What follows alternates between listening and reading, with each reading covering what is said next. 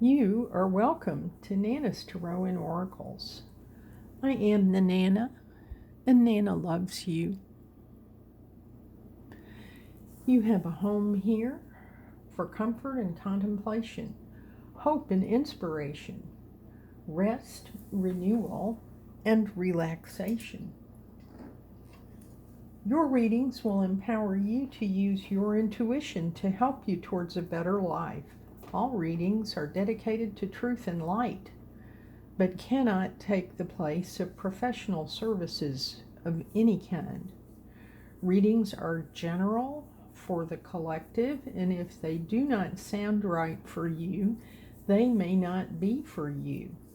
Please try again another time. If you like what you're hearing, please select the like button below and subscribe with all notifications. It's free. Share with your friends or family.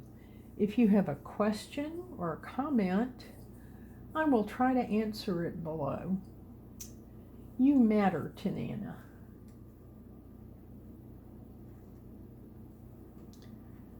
Nana is here today on Friday, January the 16th, in honor of the impending new moon on January the 18th. I have received an email today from an astrologer I follow who practices under the name Astrology Butterfly. She says, "This is not your usual new moon. This new moon is literally conjunct all the personal planets plus Pluto. And it interconnects every single layer of our life. And if you were looking for a good time to plant long-term seeds, this is it. All new moons are times to set intentions and plant seeds, but this one is special. So the invitation here is to plan, design, and dream in alignment with your future, not with the present. This is not a time for I want this now. It's a time for I'm building this for where I'm going. For many of us, it has been feeling like we did not know where we were going. So it's important for us to think of this now. And so, all of these planets create a bridge between the old world and the new world.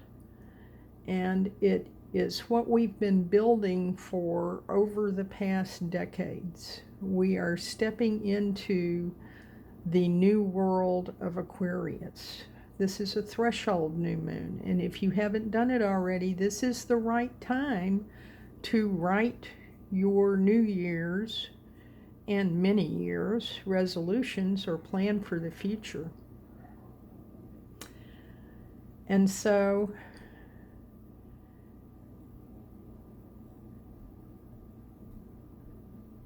we need to align our intentions with the new moons. The new moon in Capricorn, we know that new moons in general are good for planning and seeding, but if there's one new moon of the year that's particularly good at planning and goal setting, it's the new moon in Capricorn. Capricorn helps us set goals that are ambitious yet achievable, because unlike some other signs, Capricorn always has a plan. Not only intentions and wishful thinking, but concrete steps, structure, and a realistic path to actually get there. But what's truly unique about this new moon is the stellium alignment. We don't just have the sun and the moon conjunct, we have the sun, moon, Mercury, Venus, Mars, and Pluto all lined up, all hands on deck, all pointing in the same direction. The sun is our purpose. When our personal planets align with the sun, there's a level of alignment. All planets agree on the purpose. This is when we mobilize all our wants, needs, resources, and drive towards the same goal without internal sabotage, mixed signals, or second guessing. Now the Pluto element. Pluto, let there be truth. Pluto takes what might still feel like an abstract idea or intention and drags it into the depths of the soul. When Pluto gets involved, we can't help but come face to face with what's most primal, raw, and true inside us.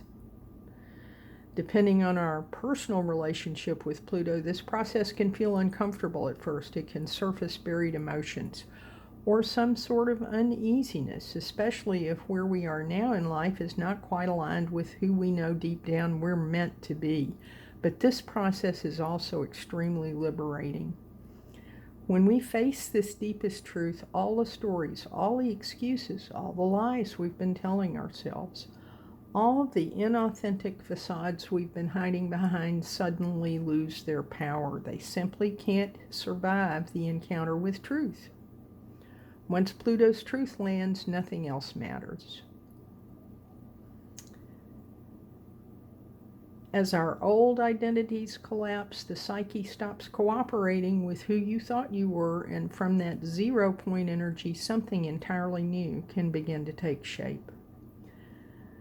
There is a system called Sabian symbols. These are channeled interpretations of astrological degree placements. The Sabian symbol of this new moon says it clearly.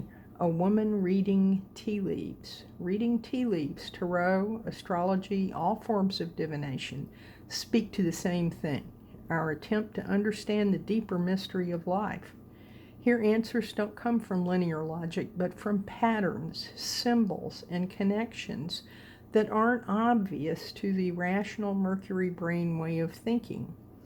Whether that medium is tea leaves, runes, tarot, or the planets. What matters is not the tool, but the ability to tap into a symbolic language, into the language of nature. In the Capricorn context, reading tea leaves becomes a symbol for understanding the larger role we're meant to play in the world. Capricorn, together with Aquarius and Pisces, is in the final stretch of the zodiac, where consciousness naturally zooms out towards the bigger picture. Here, the questions are no longer just about work, relationships, or getting by. They become questions of calling, purpose, and contribution. By the end of 2026, the world will look very different from the one we've known. This new moon in Capricorn gives us a moment to tune ourselves to that shift, to take what worked in our past life and find a new container, a new way of expressing it in the world we're stepping into. I thought these were important thoughts to share with you today, and now I would like to share with you some of the different oracles and tarot that might help us to find how this meaningfully applies to us. Let's start with Rebecca Campbell's excellent Inner Temple Oracle and Guidebook. All cards are pre-shuffled.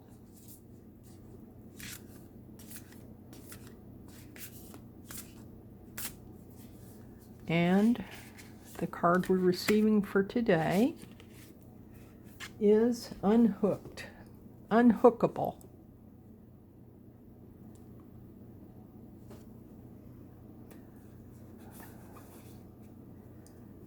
Are you hookable or unhookable? Let's see what Rebecca has to say about unhookable.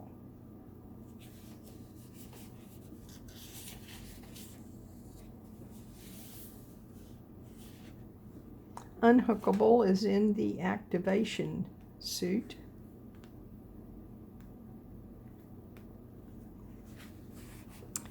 Here is the book reading. If you want to stop the video and read it, look at the progress you've made. You've arrived. Finally, healing and change are here. We know that we've come a long way when those things that once triggered us no longer do. that person, that place, the old story, that family dynamic. After what feels like way too long, all of a sudden what used to knock you off course or send you into a spin no longer does so. Instead of spiraling and giving away your power, you find yourself standing steady, whole, and tall. The thing or person that once had power over you no longer does. That wounded part of you has finally healed. This card is a celebration of how far you've come and how much work you've done. It honors the path you've taken and the journey you've been on. To be unhookable means that you've healed that which once threw you off course. To be unhookable means to stand in your own power. To be unhookable means that you draw your strength from within. To be unhookable means that your roots are deep and your inner connection is strong. Congratulations, you've come such a long way. Honor and acknowledge the progress you've made. Celebrate the growth you've achieved. Your activation is, I honor my inner strength and authority. I draw my power from deep within.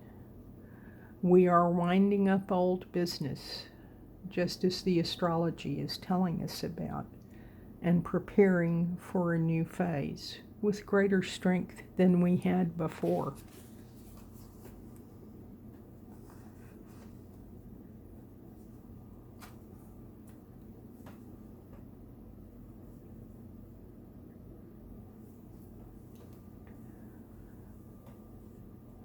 For an oracle card for today, I have picked the Goddess Love Oracle by Wendy Andrews.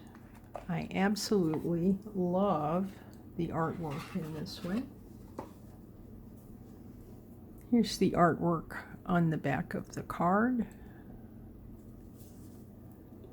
Once again, all cards have been pre-shuffled. Our card for today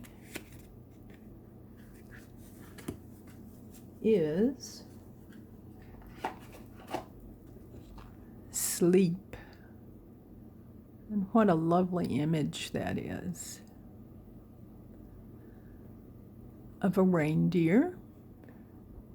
Some of you may have noticed that in the background I have a reindeer or a stag. This is a very common symbol for the divine masculine and for the power of the earth.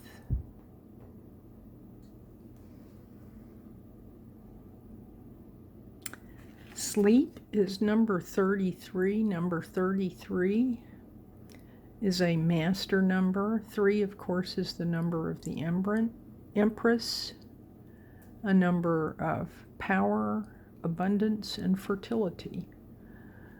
But this card, Sleep, refers to slowing down. I believe we have spoken in recent readings about the time right now being known as a liminal space, a time of transition in which we are reflecting and preparing for the changes to come. This seems to me to be an important time. Let's see what Wendy has to say.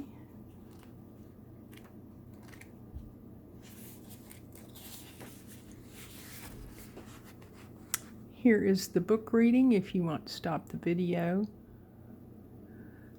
Sleep. Slow down. There is so much to fit into your life. And sometimes it feels that there is not enough time to get it all done. You burn the candle at both ends and don't get enough sleep. Goddess is here to say, sleep is my precious gift to you. Be easy on yourself and rest. Let me speak to you in your dreams. Let me heal your body, mind, and spirit as you sleep.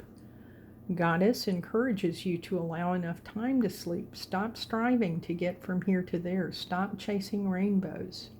and surrender to the power of being instead of doing. There's a saying, I am a human being, not a human doing. In letting go, you will find that inspiration will step in, and what was an effort will flow with ease. Exhausted and depleted, you will never reach that rainbow.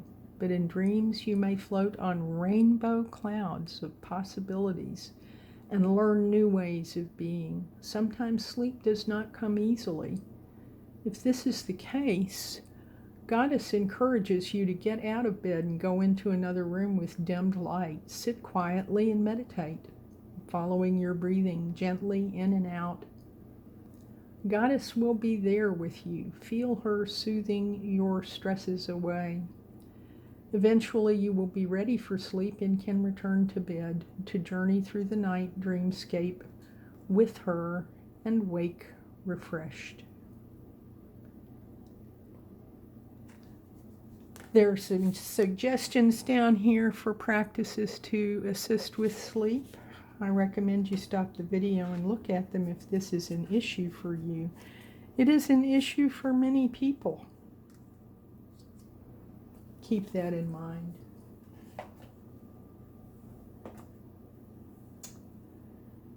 And now, let's get a significator card from the Rider-Waite-Smith Tarot deck. Again, all decks are pre-shuffled. Our significator card is the Nine of Pentacles, and it presents in the reverse position. Here is the Nine of Pentacles. Pentacles are the earth signs, that is Taurus, Virgo, and Capricorn. Capricorn, this new moon is in Capricorn, isn't it? The Nine of Pentacles represents a wealthy woman of substance. Pentacles, of course, symbolize money, material possessions, and also health. In the reversed position, we can consider that this may indicate that the person who is needing this reading may not feel secure in those elements. This is a time when those elements are challenged for many of us.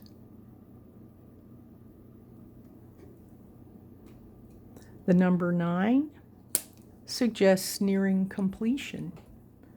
So perhaps we can look forward to things improving. And indeed, on the reverse of the deck, we have the reversed Five of Pentacles. The Five of Pentacles is considered to be a card, if you look at it upright, you can certainly see, of impoverishment, of being left out in the cold, of being perhaps injured or unhealthy.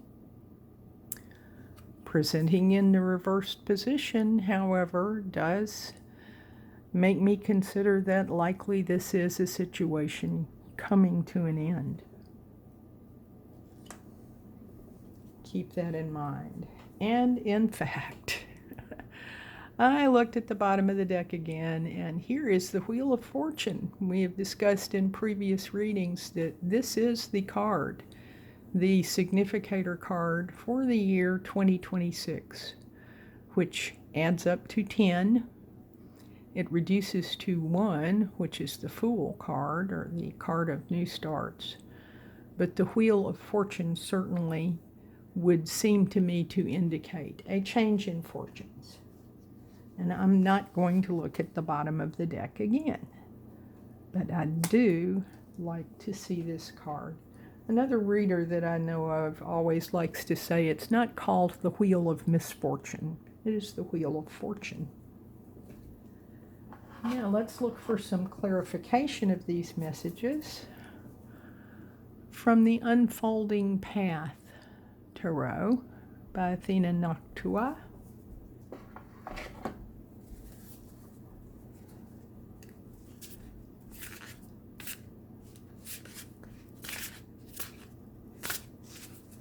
And our clarifier card for these cards is Judgment. Judgment is a major arcana card, like the Wheel of Fortune. It is card number 20. In the Rider-Waite-Smith card, we see the angel, Archangel Gabriel, calling for the resurrection, and that is what Judgment is. Judgment is the resurrection. Judgment is a card of hearing the call and seeing the light. Seeing it presented in the reverse position suggests to me that perhaps we have not heard the call or seen the light yet, but perhaps we will soon. Let's see what the reverse of the deck says. The reverse of the deck shows us the King of Wands. And the King of Wands is presenting in the upright position. The King of Wands is a fire sign. Fire signs are Aries, Leo, and Sagittarius. Fire signs are signs of inspiration, of passion, of drive. The lions are considered to be a symbol of the fire sign and are also a symbol of strength.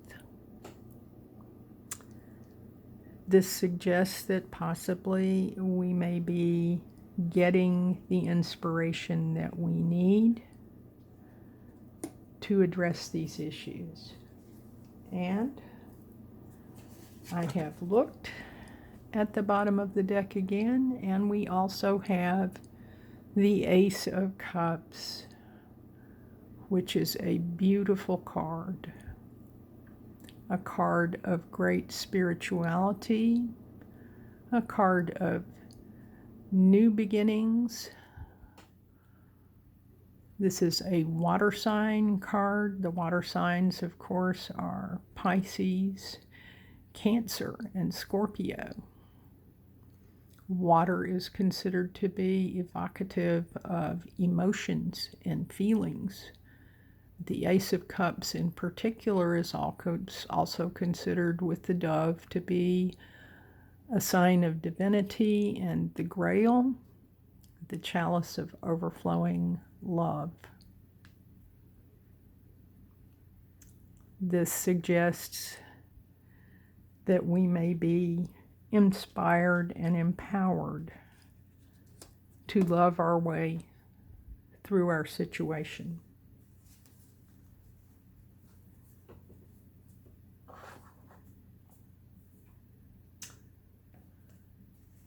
What we have not seen yet is a talisman oracle card. Let's get a talisman oracle. Our talisman oracle for today is Karmic Justice. I certainly think this dovetails nicely with the concept of judgment, hearing the call, seeing the light, and being called to account for our earthly endeavors. These cards include metaphysical, sacred geometry that tends to provoke us to think about what we need to think about. Let's have a look and see what the booklet says about karmic justice.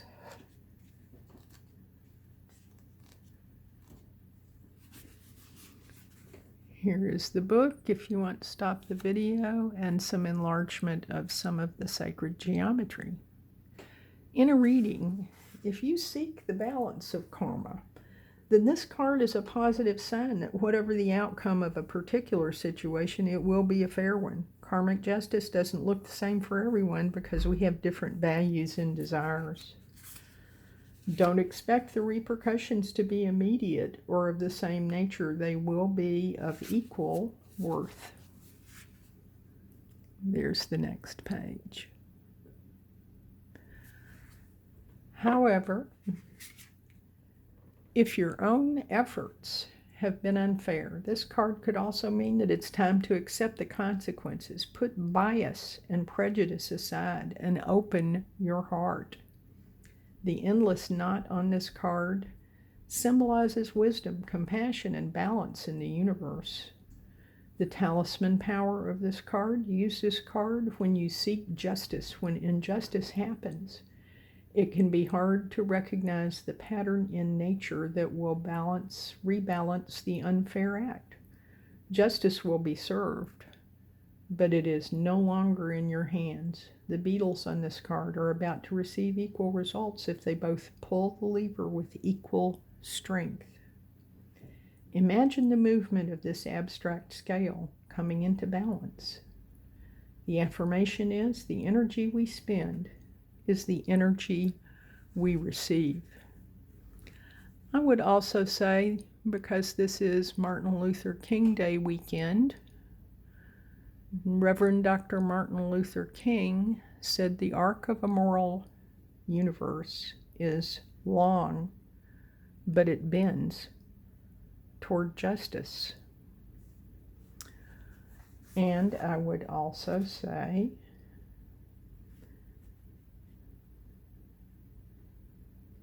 that the wisdom and compassion that we need are present in this reading. As I was replacing the cards on the table next to me, this card slid off onto the floor and wants to be seen. I can understand why, because it is the Luna card. This reading is in honor of the new moon. Perhaps you also need to look at the sacred geometry on this card. Let's see what Luna says.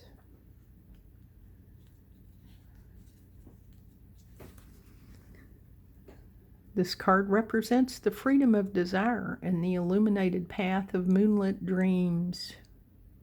Remember when we were talking about dreaming of the future? The night can bring comfort.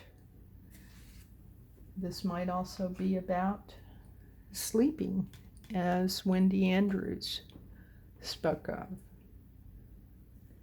The night can bring comfort to let your imagination fly and show your wild side. In the dark, our subconscious can bring to the surface vivid clues of a hidden situation where we have not heard the call or seen the light. You can achieve your goals and desires if you pay close attention to the limitations of logic and reason. This card can also represent prophetic dreams and the unrealized wild side that calls upon you. The talisman power. Use the Luna card to conjure some moon magic and to evoke prophetic dreams, epiphanies in your imagination. You can also use this card if you're having trouble sleeping. Our bodies are made of 60% water. I have heard as much as 70. And we know that the moon affects the water levels tremendously. It controls the tides. Meditate with this card, preferably by gazing out at the moon. This celestial body has the power to induce our subconscious dreams. Try telling her your deepest wishes and inspirations. After you state your wish, say, "And so will it be."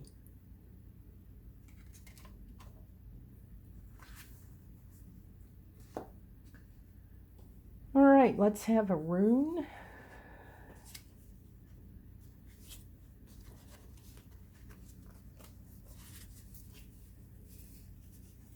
Our rune for today is Dagaz. Dagaz presents in the reverse position, but it has no reverse position because of its design. Dagaz is the rune of growth, transformation, and achievement. And I would say, just going by color alone, that this rune speaks to this King of Wands.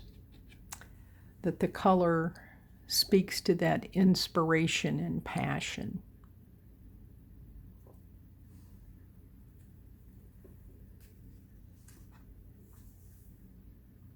And now, let's get a hexagram from the I Ching, the Book of Changes.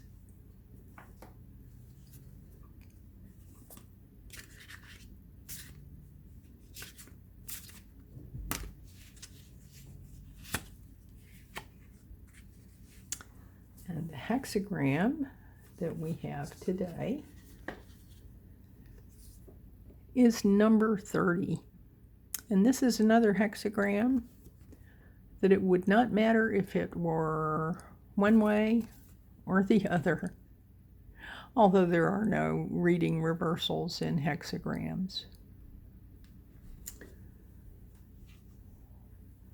Let's see what the excellent Benabel Wynn has to say about number 30. Number 30 is the spark. It is fire over fire. And this, of course, is fire, and I think this is fire too. Possibly some fire in the Wheel of Fortune card as well. The Oracle.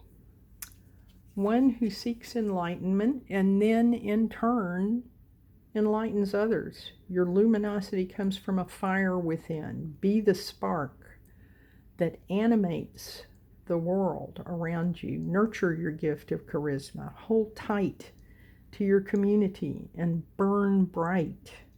Clinging is the key to cultivating charisma. When you can relate to and empathize with others, you appeal to their affections. Cling to show vulnerability. When you show vulnerability, you in turn attract empathy. The spark induces euphoria to become the prophet. Cultivation of charisma. I think that likely speaks very much to our Ace